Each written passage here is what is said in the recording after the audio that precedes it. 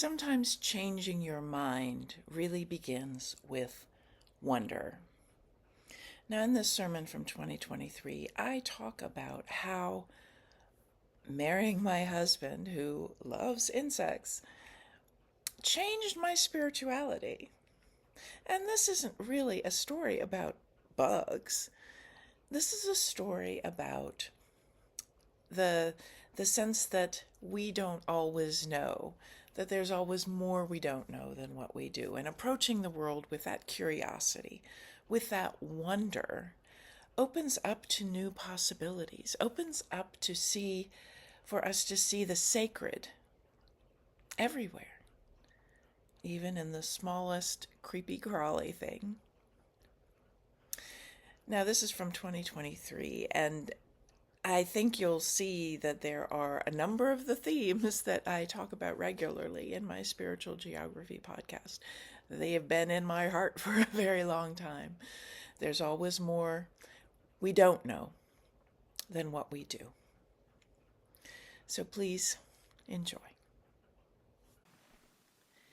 Before I met my now husband, Ben, I believe I had an average relationship with insects.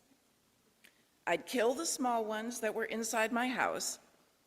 When I'd see a bigger bug crawling up the wall, too big to kill without a mess, I'd tell the bug, "I'll pretend I don't see you if you just go hide somewhere." I had an "if I don't see, I won't kill" policy. When I started dating Ben, I quickly learned he had a fascination with insects. Our first date was a hike at Sugarloaf Mountain. He stopped a few times to examine an insect up close. Some of them, apparently, wanted their picture taken, and he obliged. The picture on the front bulletin cover is from our first date. Our first disagreement happened a few months later when I stumbled upon a yellow jacket nest in a recycling bag in my backyard. When I say stumbled, I mean I moved the bag into the yard, opened it to put more stuff in it, and was promptly stung about a dozen times.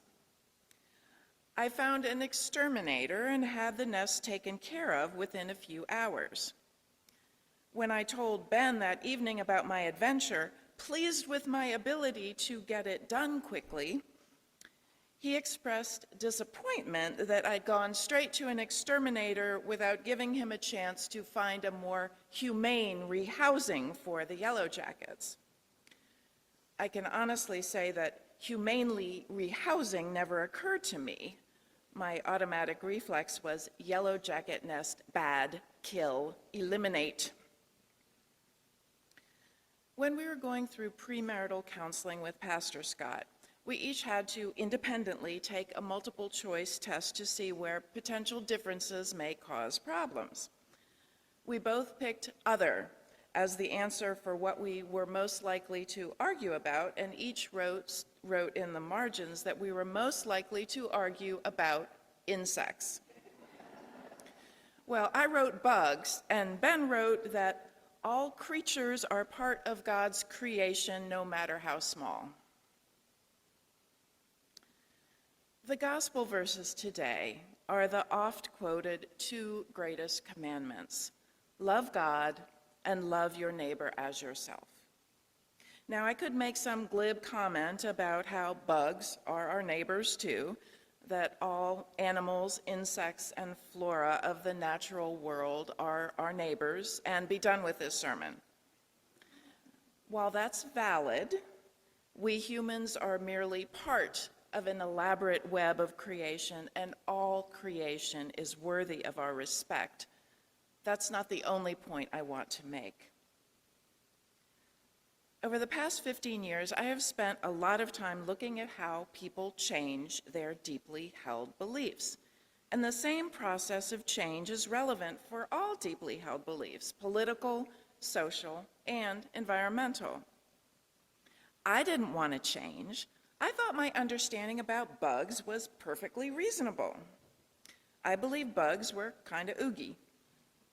I thought, why should I care what happens to mosquitoes and ants and beetles and millipedes? They don't impact my life.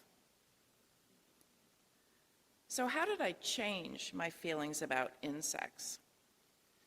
Ben shared his curiosity with bugs about me.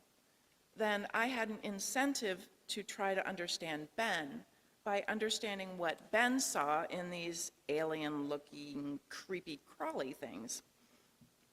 We humans don't like to change. We struggle when we want to change our habits, and changing our beliefs is even harder. Change is a process that starts long before the change is visible to the outside world. In the beginning process of change, you ask a question, have a doubt, or want to learn more about something. This beginning process may not be conscious even to the person themselves.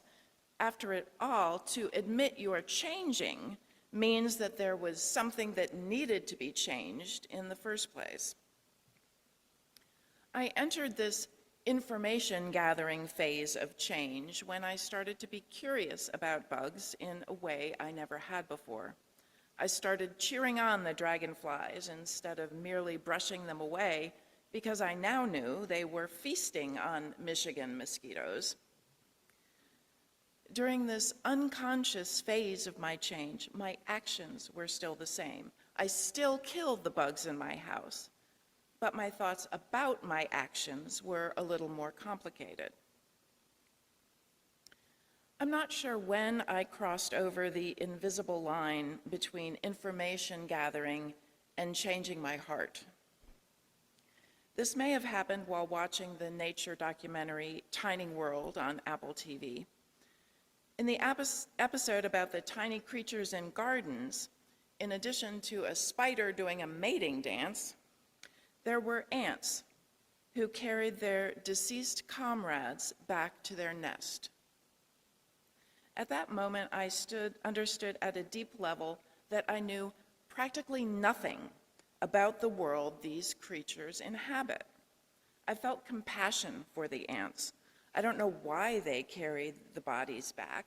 I don't want to anthropomorphize their intentions, but I understood these critters were not merely living in my world.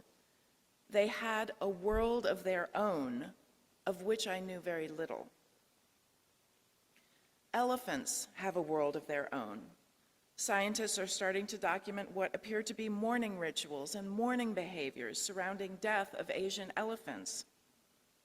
Trees have a world of their own. In the video this past week in our fall small group series, we learned that taking birch out of the Douglas fir forest ecosystem degraded the health of the Douglas fir. It turns out the trees talk to each other and share nutrients. So when Douglas fir is under stress or disease, it sends warning signals to its neighbors, who increase their defense enzymes. If the neighbor is a birch, the birch shares antibiotic-producing bacteria with the other trees, defenses the other trees don't make on their own. There's so much we don't understand about the natural world. Every new discovery leads to more questions. We humans run the risk of making generalizations and thinking we know more than we do. In the book, An Immense World, How Animal Senses Reveal the Hidden Realms Around Us, Ed Yong describes the senses that different animals use to navigate their worlds, including senses that humans don't have or don't use, like echolocation used by bats and dolphins, and magnetic fields used by sea turtles, butterflies, and birds to make their long migrations.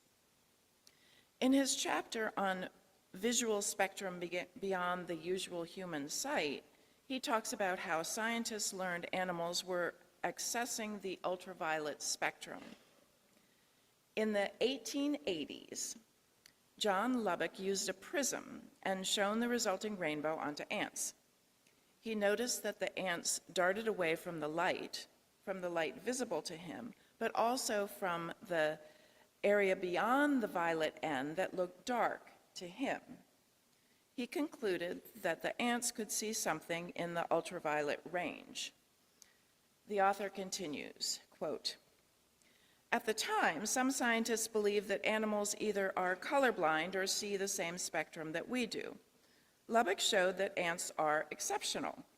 Half a century later, bees and minnows turned out to see ultraviolet too. The narrative shifted.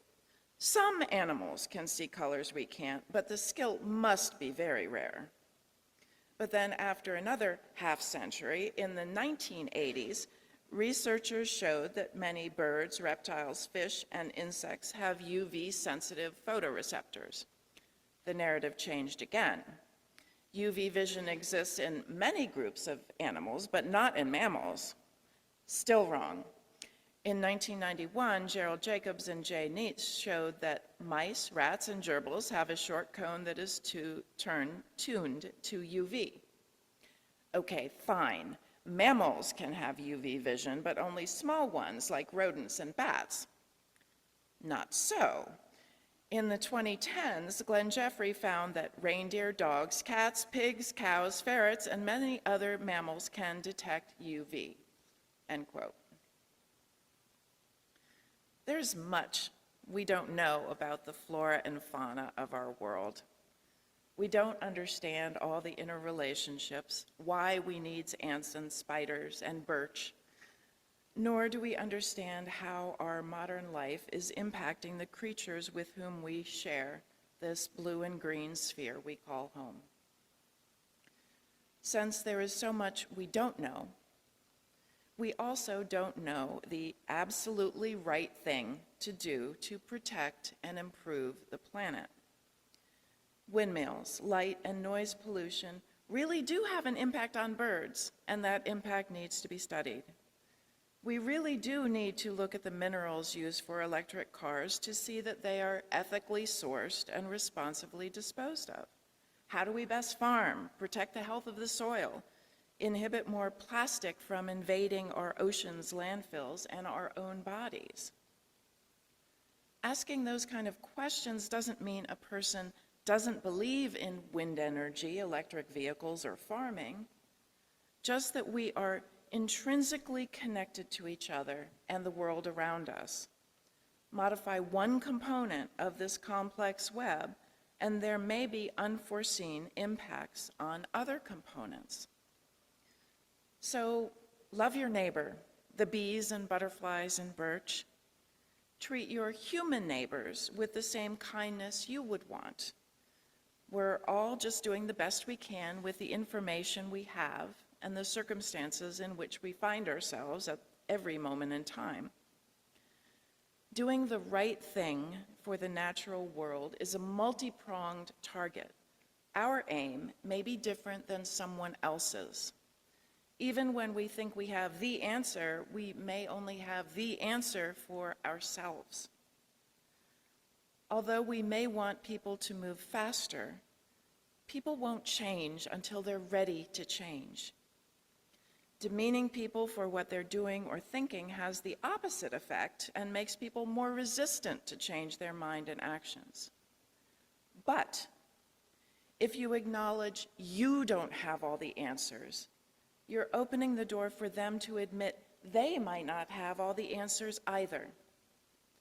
You're softening the ground so that you can plant some seeds for the issues you care about and pray that those seeds take root. We can influence others by sharing our wonder about the world, as Ben did with me. As Ben says about the weird, creepy, crawly creatures he rehomes, you don't have to approach them with love, you have to approach them with wonder. So wonder about the world, other humans, and yes, even the bugs. Amen. We don't understand the mysteries of the universe, but we can grow more love. Love for ourselves, love for others, and love for the infinite mystery that lays beyond our understanding. Thank you for tuning in.